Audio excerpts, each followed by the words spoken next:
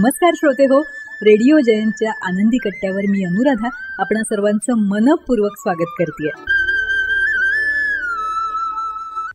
श्रोते हो, आनंद तर सगळ्यांनाच हवा असतो, पण हा आनंद कुठे, कधी आणि कसा आपल्याला मिळतो हे मात्र आपल्यालाच शोधावं लागतं. ते नेमकं आपण कसं शोधायचं आहे हेच सांगितलंय सुनील पोद्दार यांनी त्यांच्या आनंद कुठे, कधी अन कसा या लेखातून. आजच्या आनंदी कट्ट्यावर ऐकूया सुनील पोद्दारांचा हा लेख. आज सकाळी गरमागरम चहा पिताना उगवत्या सूर्याला पाहिलं. खूप मस्त वाटलं आणि मनात आलं की लिहावं काहीतरी, सांगावं कुणाला तरी. म्हणून मग 2 फोटोंसहित 4 ओळी शेअर केल्या FBवर आणि चक्क खूप लोकांनी एकदम छान प्रतिसाद दिला. मनात आलं की किती साधा प्रसंग आहे हा, पण मला यानं दिलेला आनंद, मला छान वाटणं, मी फक्त इतरांशी शेअर केलं तर त्यांनाही छान वाटलं आणि त्यांच्या प्रतिक्रिया वाचून मला अजून छान वाटलं. मजाच आहे नाही? पण काही म्हणा, खरंच आहे, आयुष्य छान आहेच की. आपण उगाचच परिस्थितीवर, समाजावर, आजूबाजूच्या लोकांवर ताशेरे जोडत राहतो आणि स्वतःबरोबर इतरांचाही मूड घालवतो. खरंच आनंद मिळवण्यासाठी महाग आणि खर्चिक गोष्टींची आवश्यकता आहे का? कधी लहान मुलांच्या गप्पा त्यांच्या नकळत ऐकल्यात का? भरभरून बोलतात ही मुलं. निखळ, निरागसता आणि अफाट इमॅजिनेशन याचा मजेदार संगम असतो तो.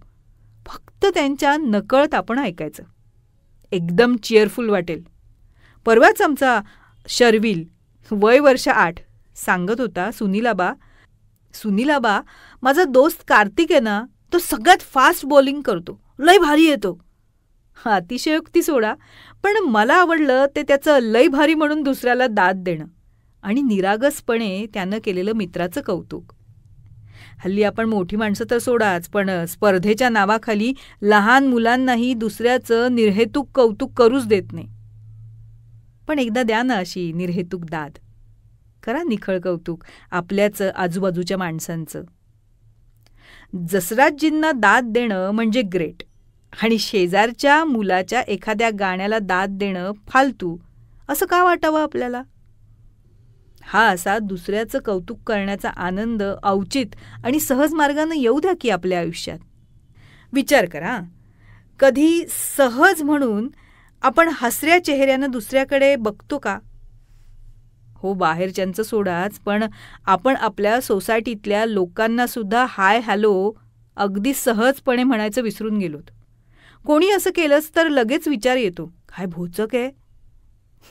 लिफ्टमध्ये 10 लोक असले तरी त्या 1-2 मिनिटांसाठी 10 दिशांना ते बघत असतात आणि मग वाटतं आयुष्यात ना काही चार्मच नाहीये, बोर आणि रुटीन आयुष्य चाललंय. कधी भाजी आणायला मंडईत गेलात तर डोक्यात विचार, 10 रुपयांची पेंडी 5 रुपयाला कशी मिळेल याचे.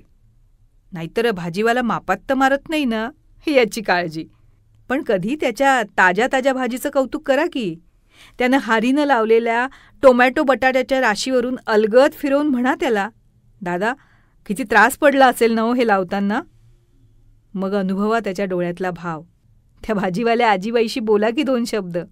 नका घेऊ तिचं मटार महाग असेल तर, पण त्या हिरव्या मटारच्या ढिगावर तिनं लावलेले 4 लाल गुलाब फार छान खुलतायत हे सांगा तिला आवर्जून. आपण ना या स्टेटस आणि क्लासच्या जंजाळात साधा सोपा मिळणारा निर्हेतुक आनंदच विसरून गेलोत. छोट्या छोट्या गोष्टीतले आनंद हेच तर खरं जगणं आहे. आपण समुद्रकिनारी जातो, ट्रिपचे पैसे वसूल करण्यासाठी सो कॉल्ड आनंद ओरबाडतो. पण कधी ओल्या रेतीत अक्षरं लिहून, चित्र काढून ते लाटेनं वाहून जातानाचा क्षण अनुभवतो. कधी शांत बसून समुद्राची गाज ऐकतो. विचार करता कधी हा? बरं ते जाऊ दे. कधी आपल्या घरातच घेतलीत का मनमोकळी गाण्याची तान? नसू आपण प्रति रफी, पण आपल्या कानांसाठी आपल्या गळ्यानं रफी, किशोर, लता वा आशा व्हायला काय हरकत आहे? या अशा साध्या साध्या गोष्टी टाळायच्या. आणि आयुष्यात आनंदच नाही म्हणून कुरकुरायचो. हो, यात काय अर्थ आहे?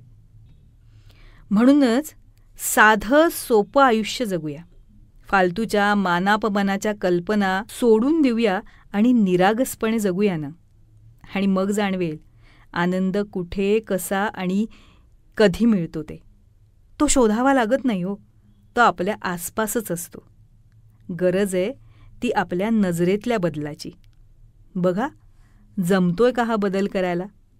दुसऱ्यासाठी नाहीच. बदल हवा आहे फक्त स्वतःच्या आनंदासाठी.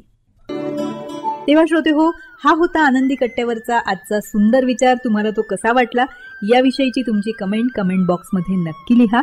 आणि त्याचबरोबर रेडिओ जयंतचे दर्जेदार कार्यक्रम ऐकण्यासाठी रेडिओ जयंत लाईक करा, शेअर करा आणि सबस्क्राईब करा.